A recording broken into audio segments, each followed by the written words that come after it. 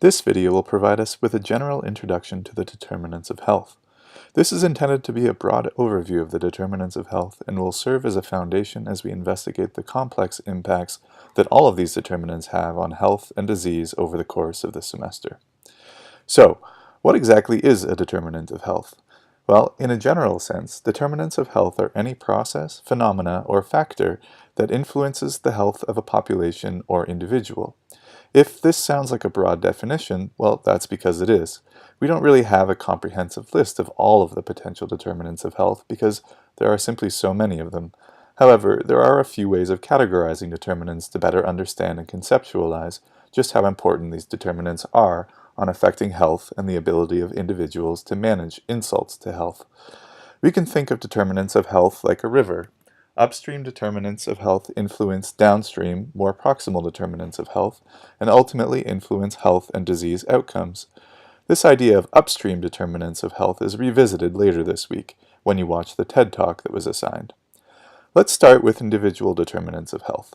First, we're all endowed with different genetics, which can make us susceptible or resistant to different illnesses. So, for example, some individuals and populations are genetically predisposed to certain health conditions. A good example of this is long QT syndrome amongst First Nations populations living in northern BC, which is a genetic condition that affects the repolarization of the heart after a heartbeat. This results in an increased risk of an irregular heartbeat, which can result in palpitations, fainting, and sudden death. If you want to learn more about long QT syndrome, go check out some of the work done by the University of Victoria professor Laura Arbour, an MD and geneticist who works in the Island Medical School. Next, age obviously affects health in a number of ways. Older individuals are at higher risk of many different illnesses and disorders, including chronic diseases like cancer and cardiovascular disease. Similarly, infants are at higher risk of numerous infections due to their fragile immune systems, including, for example, respiratory infections. Finally, sex also impacts individual health. By sex, what is meant is genetically determined status as male, female, or other. This determinant is dictated by an individual's sex chromosomes. Sex can influence health in a number of ways. A very obvious example of this is that women are more likely to die in childbirth than men. Next, individual health-related behaviors have an enormous impact on health. We know that smoking is associated with several different cancers, emphysema, and cardiovascular diseases. Physical activity is enormously important and also a determinant of health and can prevent against numerous chronic diseases. Diet is also very important, and dietary adequacy is important for preventing nutrition-related conditions such as anemia, obesity, and cardiometabolic diseases, amongst others. Other behavioral determinants include alcohol consumption, substance abuse, and other risky behaviors. For example, if you choose to drive a motorcycle, you're at a higher risk of injury or death than if you choose not to. Learned behavior, such as hand washing or lack thereof, can also keep us healthy or spread infectious diseases if we do not abide by them. However, the factors that have the greatest influence on shaping our health are not usually the individual determinants and behaviors. They are conditions which we experience throughout life. These conditions have come to be known as the social determinants of health. But this is an unfamiliar story to most people. There is generally a lack of awareness that our health is shaped by upstream social determinants. So let's go through a few of these now. There are many models of the social determinants of health that exist, but the one developed by York University in 2002 has proven especially useful for understanding why some Canadians are healthier than others. I have divided these social determinants into 3 categories to make it a bit more intuitive for understanding. The first category is identity.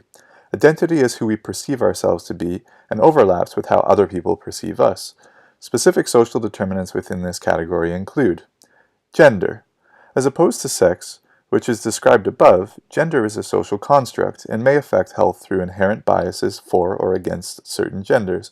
For example, women in Canada often experience lesser pay in similar positions to men, and often experience discrimination in the workplace.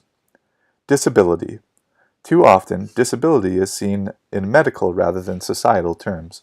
While disability is clearly related to physical and mental functions, the primary issue is whether society provides persons with disabilities with the supports and opportunities necessary to participate in life. People with disabilities are less likely to be employed, and when they are employed, earn less than people without disabilities in Canada. Only 35% of men with disabilities were employed full-time through the full year in 2000, and this figure for women with disabilities was 23%. Obviously, this may impact health in a number of ways. Race. Racism can impact health in a number of ways as well. Institutionalized racism is concerned with the structures of society and may be ingrained in institutions of practice, law, and governmental inaction in the face of need. Personally mediated racism is defined as prejudice and discrimination and can manifest itself as a lack of respect, suspicion, devaluation, scapegoating, and dehumanization. For example, as a result of ongoing processes of racism and colonization, cultural trauma and subsequent exposure to food insecurity, income insecurity, and violence, Indigenous peoples in Canada experience disproportionately high levels of many communicable diseases and chronic diseases such as tuberculosis, type 2 diabetes, stroke, cardiovascular disease, and mental illness. The next broad category of social determinants of health is social position. The first and third social determinants in this category are income and employment, which are highly interrelated. It is generally known that a healthy lifestyle is more expensive than an unhealthy one. Higher incomes allow us a privileged position to pursue healthier diets and lifestyles and may provide opportunities to access healthcare treatments that are not available to those with less disposable income. Meanwhile, education is also a crucial determinant of health. Education ensures that we have the skills not only to pursue employment, but also education provides us with important information that may keep us healthier. For example, if an individual is well educated, they may know that increased urination and thirst are actually symptoms of type 2 diabetes, whereas individuals who are uneducated may not realize this, and therefore may not seek diagnostic tests that would otherwise allow them to catch their diabetes earlier and manage it with more success. The third broad category of social determinants of health is environment. Environment includes a number of broad social determinants in our surroundings that influence our health. Health services.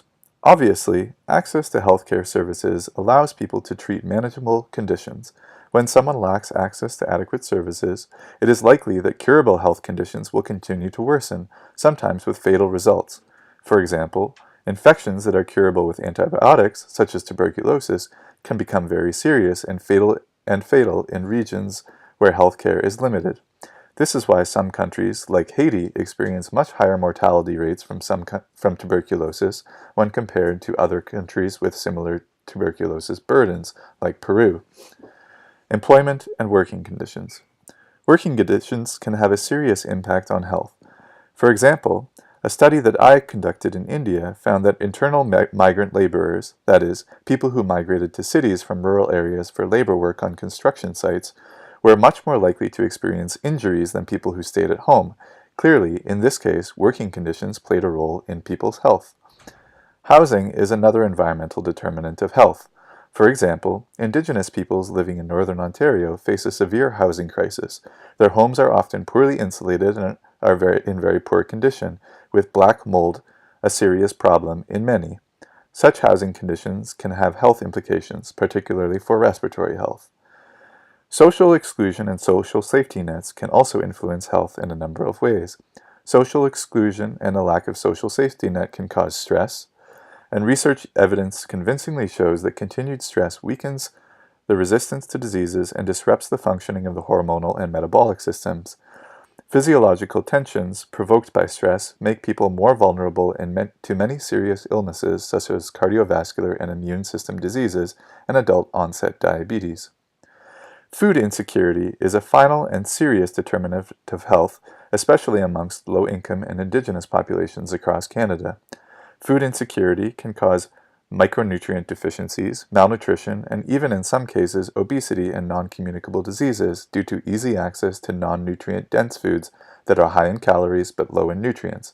For example, the prevalence of household food insecurity in Inuit households in Nunavut is around 60%. As a result, many people in Nunavut suffer from anemia, which is a lack of red blood cells often caused by a clinical deficiency of iron. Many of these social determinants are interrelated. What is important is that they can influence individual behaviors, which may then interact with individual determinants of health to influence health in general. It is also important to note that social determinants early in life may have health impacts over the entire life course of an individual, or may manifest differently at different times. For example, childhood trauma is associated with numerous poor health outcomes, even if the direct causes of trauma are removed later in life. So, hopefully, this video provided you with a basic understanding of the individual and social determinants of health. We'll be revisiting each of these determinants individually over the course of the semester to examine them more in depth. Thanks for watching.